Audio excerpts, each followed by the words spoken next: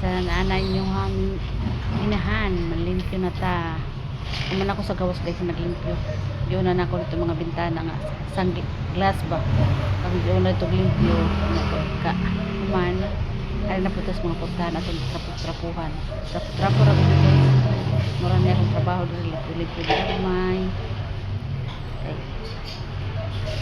Hindi na ito ato na itong lawas kay pwede raman na pa may ugma. Nihinayan lang nato itong trabaho guys. Hindi ta magkuhan. Ari utahan, trapo, silhig-silhig, mura na among bisyo diri.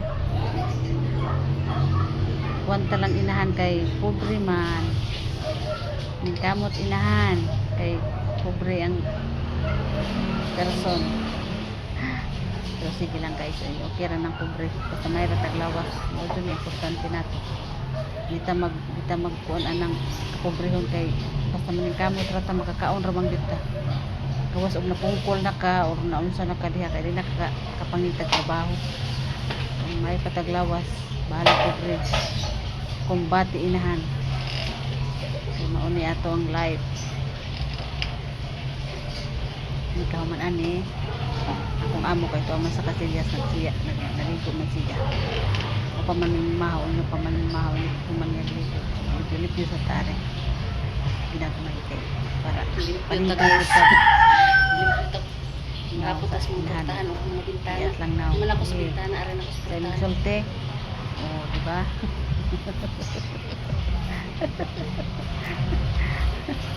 Siyat lang na akong pininahan. Salamat Lord sa trabaho ng inyong gihatag Lord. Balag ginagmay ibang sa kanunay. Hinahinay lang tani. Ilan ta magkalit. Man din niya akong kinabuhi samtang buhi pa lihok inahan. Hindi ta magyaka kayo watay kwarta na mapaabot. Balag hinahinay basta naa kanunay. Ano importante.